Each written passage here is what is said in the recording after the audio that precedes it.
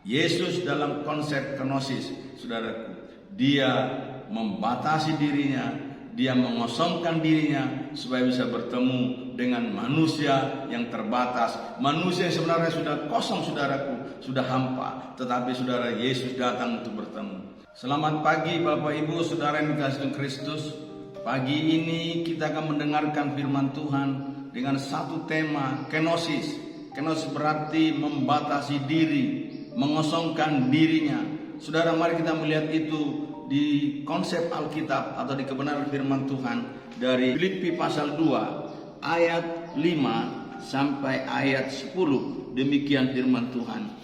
Hendaklah kamu dalam hidupmu bersama menaruh pikiran dan perasaan yang terdapat juga dalam Kristus Yesus, yang walaupun dalam rupa Allah tidak menganggap kesetaraan dengan Allah itu sebagai milik yang harus dipertahankan, melainkan telah mengosongkan diri sendiri dan mengambil rupa seorang hamba dan menjadi sama dengan manusia. Dan dalam keadaan sebagai manusia, ia telah merendahkan dirinya dan taat sampai mati, bahkan sampai mati di kayu salib. Itulah sebabnya Allah sangat meninggikan dia dan mengaruniakan kepadanya nama di atas segala nama, supaya dalam nama Yesus bertekuk lutut segala yang ada di langit dan yang ada di atas bumi dan yang ada di bawah bumi, dan segala lidah mengaku Yesus Kristus adalah Tuhan, bagi kemuliaan Allah Bapa. Saudara-saudara yang dikasihi Tuhan Kristus, kata kenosis itu berarti mengosongkan diri. Yang kedua, saudara, membatasi diri, mengambil rupa sebagai hamba. Nah, saudara, Yesus adalah Tuhan. Yesus adalah Tuhan. Dia pencipta langit dan bumi. Dia sudah ada sebelum dunia ini ada, saudara-saudara. Tetapi dia datang kepada manusia yang terbatas. Dia tidak terbatas, tetapi dia datang kepada manusia yang terbatas. Dia membatasi dirinya supaya dia bisa bertemu dengan manusia yang terbatas ini. Bapak Ibu yang dikasihi Kristus, puji Tuhan, Yesus telah datang ke dunia ini. Dia mengambil rupa sebagai manusia, mengambil rupa sebagai hamba, supaya saya yang dulu hamba ini bisa diangkat menjadi, saudaraku, anak raja. Bapak Ibu yang dikasihi Kristus, kata kenosis ini, saudara-saudaraku, sangat luar biasa. Dia bukan berarti Yesus dia menghilangkan keilahiannya, bukan, saudara. Dia tetap, saudaraku, Tuhan. Bukan seperti konsep agama yang lain yang berkata bahwa Yesus itu adalah manusia yang dituhankan. Itu, saudara, sangat menyesatkan. Yesus bukan manusia yang dituhankan. Yesus adalah Tuhan yang rela menjadi manusia. Yesaya pasal 57 ayat 15 berkata, Dia Allah yang maha mulia, Dia Allah yang maha kuasa, Dia Allah yang maha dahsyat, Dia Allah yang transenden. Dia ada tempat yang tidak terbatas, tetapi datang menemui manusia yang terbatas ini. Dia berimanen, dia berimmanuel, dia menyertai manusia yang sudah hancur dan remuk-redam ini, supaya manusia itu kembali kepada posisi pada awal penciptaan, bahwa manusia itu diciptakan segambar dan serupa dengan Allah. Nah, saudara-saudara, ada pelajaran rohani yang indah dari kata kenosis ini yang ditulis oleh Rasul Paulus dalam kitab Filipi pasal 2 ini. Perhatikan, saudara, dikatakan, dan dalam keadaan sebagai manusia ia telah merendahkan diri dan taat sampai mati, bahkan sampai mati di kayu salib. Yesus sebagai manusia, kita bisa menteladani, saudaraku, sifat dan karakter Tuhan Yesus di dalam kata kenosis ini. Pertama, saudaraku, merendahkan diri, merendahkan hati, saudara. Bapak Ibu, saya memberi satu konsep tentang kerendahan hati ini, yaitu, saudaraku, orang yang punya tahta, tetapi, saudaraku, dia rela menyerahkan tahta itu untuk menemui, saudaraku, orang yang tidak punya tahta, supaya orang itu punya tahta. Berarti bicara, saudara, sebuah pengorbanan, saudara.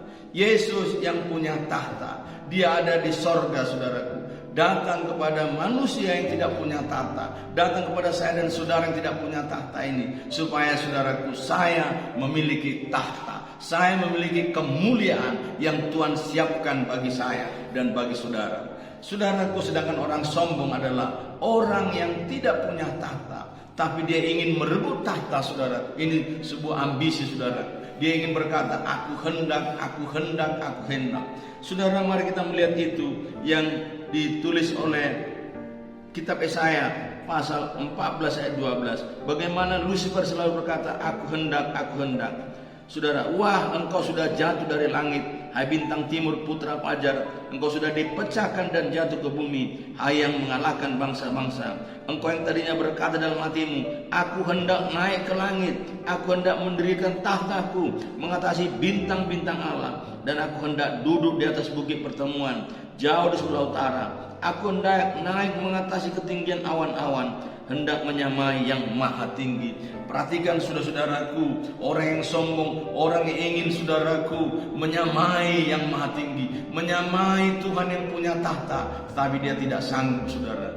Orang yang sombong selalu merasa dirinya lebih hebat daripada orang lain, saudara. Ingin berkata, kehendakku, kehendakku, kehendakku, saudara. Ini orang yang egois.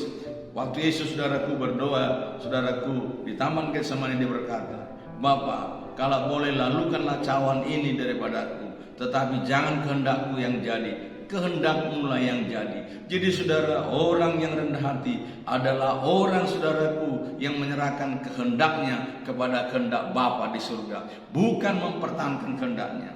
Saudara, yang kedua, orang yang rendah hati adalah orang yang menyerahkan haknya kepada Tuhan, bukan mempertahankan hak. Saudara-saudara, sebagai manusia mungkin banyak hak-hak yang kita pertahankan. Misalnya saudaraku, hak untuk hidup, ya, hak untuk membalas, hak untuk saudaraku dihargai. Saudara, kalau kita terus mempertahankan hak ini, kita bisa kecewa, kita bisa marah, kita bisa pahit. Contoh saudara, ketika ada orang menyakiti saudara, saudara ingin membalas saudara, maka saudara akan bisa kecewa, saudara bisa kepahitan saudara. Oleh karena itu, serahkanlah hak pembalasanmu kepada Tuhan, saudara. Kata Tuhan, jangan menuntut pembalasan, saudara, karena pembalasan itu adalah haknya Tuhan. Oleh karena itu, orang yang rendah hati tidak mempertahankan haknya, saudara, tetapi menyerahkan haknya kepada Tuhan. Mari kita coba melihat itu di dalam Mazmur pasal 37, demikian firman Tuhan. Ayat, saudaraku, ayat 5. Serahkanlah hidupmu kepada Tuhan dan percayalah kepadanya, dan ia akan bertindak. Ia akan memunculkan kebenaranmu seperti terang dan hakmu seperti siang. Jadi saudara, hak kita mari kita serahkan pada Tuhan. Misalnya hak untuk mempertahankan hidup, saudara. Hidup kita ada di tangan Tuhan, saudara. Mari kita serahkan hidup kita pada Tuhan. Maka nanti Tuhan akan memunculkan hak-hak kita itu, saudara. Bapak Ibu, itulah orang yang rendah hati. Pertama saya katakan tadi, saudara, orang yang tidak ingin merebut tahta, tapi saudara, orang yang menyerahkan tahtanya. Itu bicara pengorbanan. Itu makanya Rasul Paulus berkata, hendaklah kita tidak hanya memperhatikan kepentingan kita sendiri, tetapi juga kepentingan orang lain. Dikatakan tadi di Filipi pasal 24, dan janganlah tiap-tiap orang hanya memperhatikan kepentingannya sendiri, tetapi kepentingan orang lain juga, saudara. Ketika kita hanya sibuk memperhatikan kepentingan kita, saudara, kita berfokus pada diri kita sendiri, di situ kita bisa banyak kecewa, kita bisa banyak kepahitan, saudara. Tetapi ketika kita mulai keluar dari memperhatikan diri kita sendiri, memperhatikan orang lain, saudara, kepentingan orang lain, maka disitulah sebuah kepuasan hidup, saudara. Disitulah sebuah kebahagiaan hidup, karena kita mulai keluar dari diri kita sendiri, memperhatikan orang-orang lain, saudara. Itu yang pertama yang saya lihat, saudaraku, yang kita perlu belajar dari kenosis ini. Ketika Yesus, saudaraku, datang ke dunia ini, dia membatasi dirinya, dia merendahkan hatinya sebagai manusia, saudaraku. Dia menemui manusia yang manusia yang terbatas ini. Dia Tuhan yang tidak terbatas menemui manusia yang terbatas. Saudara, kemanusiaan Yesus beda dengan kemanusiaan kita. Kemanusiaan Yesus kemanusiaan yang tidak ada dosa, ketidakberdosaan Yesus, saudaraku. Kemanusiaan kita sudah penuh dengan dosa. Oleh karena itu, siapapun di antara kita manusia pasti terbatas, tetapi Yesus tidak terbatas, Bapak Ibu. Oleh karena itu, mari kita datang kepada Tuhan Yesus. Kita datang menyerahkan diri kita kepada Tuhan Yesus, kepada Tuhan yang tidak terbatas itu. Supaya kita yang terbatas ini akan dibawa kepada tempat yang tidak terbatas. Itulah surga yang mulia. Yang kedua, apa yang kita melihat, saudaraku, dari konsep kenosis ini, maka dikatakan di ayat 8 tadi, dan dalam keadaan sebagai manusia ia telah merendahkan dirinya dan taat sampai mati, bahkan sampai mati di kayu salib. Yang kedua bicara tentang ketaatan, saudara-saudara. Yesus dia taat kepada Bapaknya untuk menggenapi rencana Bapaknya, saudara. Rencana Bapaknya apa? Keselamatan manusia, keselamatan jiwa-jiwa, supaya manusia itu pindah dari alam maut pada hidup yang kekal. Yesus taat, saudaraku. Coba kita bayangkan ketika Yesus di Taman Getsemani itu, dia, saudaraku, begitu berdoa ya, sampai dikatakan itu peluhnya itu, saudara, mengeluarkan titik-titik darah. Kenapa, saudara? Dia begitu, saudaraku, berteriak kepada Bapaknya, ya, Bapa, kalau boleh lalukan cawan ini ya daripadaku, tapi jangan kehendakku yang jadi, kehendakmu yang jadi. Yesus dia taat menggenapi rencana Bapaknya, yaitu, saudaraku, untuk keselamatan jiwa-jiwa. Bapak Ibu yang dikasihi Kristus, mari kita belajar taat pada firman Tuhan. Perintah Tuhan Yesus pada murid-muridnya, saudara, ajarlah mereka melakukan segala yang telah kuperintahkan kepadamu. Saudara, orang yang taat adalah orang yang melakukan apa yang Tuhan perintahkan. Saudara, apa yang Tuhan perintahkan itulah firman Tuhan. Jadi orang yang taat adalah orang yang melakukan perintah Tuhan, saudara. Bapak Ibu yang dikasihi Kristus, dua hal ini perlu kita pelajari. Pertama tadi merendahkan hati, yang kedua, saudaraku, taat. Yesus dalam konsep kenosis, saudaraku, dia membatasi dirinya, dia mengosongkan dirinya supaya bisa bertemu dengan manusia yang terbatas, manusia yang sebenarnya sudah kosong, saudaraku, sudah hampa, tetapi, saudara, Yesus datang untuk bertemu.